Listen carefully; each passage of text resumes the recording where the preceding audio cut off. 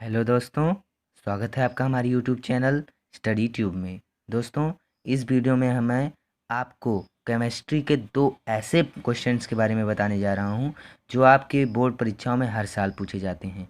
तो इसको आप अच्छे से तैयार कर लीजिए। मैं आपको इसमें पूरा एक्सप्लेन करके बताऊंगा। तो चलिए शुरू करते हैं। तो क्वेश्चन नंबर फर्स्ट है, एसिटिक अम्ल बनाने की निम्न विधियों का संक्षिप्त विवरण रासायनिक समीकरण देते हुए कीजिए। क्या क्या है? मेथिल साइनाइड से, एसिटेमाइड से, मुख्य औद्योगिक विधि द्वारा। तो देखिए ये क्वेश्चन कितनी बार पूछा गया है, 2014 में, 16 में, 17 में। तो देखिए ऐसे इतने प्रकार से क्वेश्चन पूछा जा सकता है। जैसे देखिए यहाँ पे दिया गया, क्या होता है जब एसिटिक अम्ल को P2O5 के साथ गर्म किया जाता है, या एसिटिक अम्ल के 3 रासायनिक गुणों का अभिक्रिया लिखिए। तो आपको ऐसे प्रश्न पूछे जा सकते हैं। यदि आप एसिटिक अम्ल की पूरी रासायनिक विधि, पूरे उसके निर्माण विधि, उसकी औद्योगिक निर्माण विधि तथा उसकी रासायनिक अपक्रियाओं को अच्छे से पढ़ लेते हैं तो आपके ये क्वेश्चन हो जाएंगे। तो चलिए शुरू करते हैं। तो पहला पॉइंट क्या दिया गया है, मेथिल साइनाइड से। ये क्या बता रहा है कि एसिटिक अम्ल कैसे बनाया जाता है। एसिटिक अम्ल पहले मेथिल साइनाइड से कैसे बनाया जाता है ये देखते हैं। तो मेथिल साइनाइड के तनु अम्ल तथा अथवा तनु क्षार द्वारा जल अपघटन से एसिटिक अम्ल प्राप्त होता है।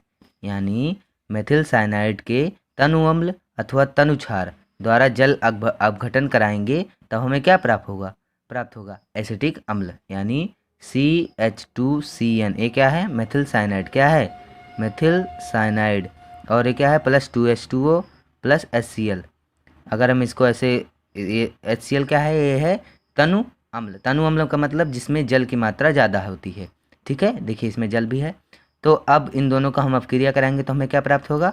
CH3COOH plus NH4Cl। ठीक है, ये हमारा पहला हो गया। दूसरा, एसिटामाइड से।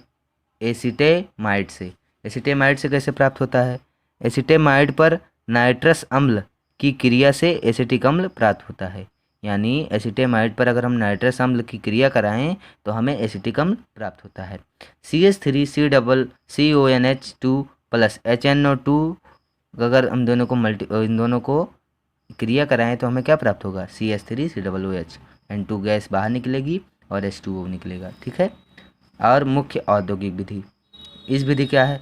औद्योगिक विधि में एसिटिक अम्ल का निर्माण वायु में उपस्थित माइकोडर्मा एसिटी नामक जीवाणु द्वारा एथिल अल्कोहल के किण्वन से होता है। एथिल अल्कोहल के किण्वन द्वारा हमें क्या प्राप्त होता है? एसिटिक अम्ल। इसमें क्या करते हैं? इसमें माइकोडर्मा एसिटी नामक एक जीवाणु होता है जिसको हम एथिल अल्कोहल में प्रवाहित करते हैं तो हमें क्या प्राप्त होता है? एसिटिक अम्ल। ठीक है। अगला है निर्जलीकरण क्रिया। यह क्या होता है? एसिटिक अम्ल के निर्जलीय कारकों जैसे फास्फोरस पेंटाऑक्साइड की उपस्थिति में गर्म करने पर इसके दो अणुओं में से जल का एक अणु पृथक हो जाता है तथा एसिटिक एनाहाइड्राइड प्राप्त होता है। यानी अगर हम जो एथिल अल्कोहल क्या कहते हैं, एसिटिक अम्ल है, अगर इस पे हम फास्फोरस पेंटाऑक्साइड, ये जो P2O5 है यही है, अगर इसकी उपस्थिति में हम इसको गर्म करते हैं तो हमें क्या प्राप्त होता है? एसिटिक एनाहाइड्राइड और H2O बाहर निकलता है। ठीक है। आखिरी है स्मिट अपक्रिया। सांद्र सल्फ्यूरिक अम्ल को की उपस्थिति में हाइड्रोजोइक अम्ल से अपक्रिया करने पर एसिटिक अम्ल मेथिल एमीन देता है। यानी सांद्र सल्फ्यूरिक अम्ल है, अगर उसकी उपस्थिति में हम हाइड्रोजोइक अम्ल यानी N3H से अपक्रिया करने पर एसिटिक अम्ल मेथिल एमीन देता है। ठीक है। इस क्रिया को स्मिट अपक्रिया कहते हैं। यानी CH3COOH को अगर हम हाइड्रोजोइक अम्ल से क्या करें, क्रिया कराएं, किसकी उपस्थिति में? H2SO, सांद्र H2SO4 की उपस्थिति में, तो हमें क्या प्राप्त होगा? मेथिल एमीन प्राप्त होगा और CO2 निकलेगा प्लस N2 निकलेगा। ये अपक्रिया बहुत इंपॉर्टेंट है, आप इसे याद जरूर कर लीजिएगा। मोस्ट इंपॉर्टेंट अपक्रिया है, ये आपके पूछा जा सकता है, इसलिए आप इसे ज़रूर तैयार करें। और अब जो दूसरा मोस्ट इम्पॉर्टेंट क्वेश्चन है वो है एस्टरीकरण से आप क्या समझते हैं?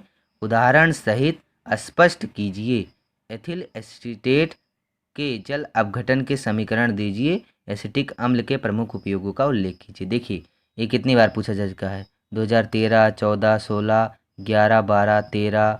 देखिए हर साल लगभग लगभग पूछा जा चुका है, इसलिए आप इसे भी बड़ी अच्छे से पढ़ लीजिए। तो चलिए मैं बता देता हूँ एसिटीकरण क्या होता है।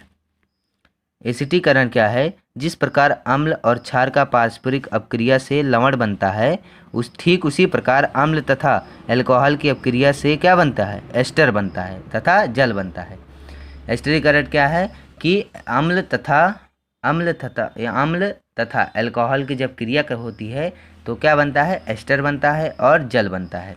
देखिए उदाहरण के लिए जैसे देखिए एसिटिक अम्ल है CH3COOH एसिटिक अम्ल है, इसका हम अपक्रिया करा रहे हैं एथिल अल्कोहल से C2H5OH, ठीक है, अल्कोहल से एथिल अल्कोहल से अपक्रिया हम एसिटिक अम्ल से करा रहे हैं, किसकी उपस्थिति में, सांद्र H2SO4 की उपस्थिति में। तो हमें क्या प्राप्त हो रहा है, तो हमें प्राप्त हो रहा है CH3COOC2H5।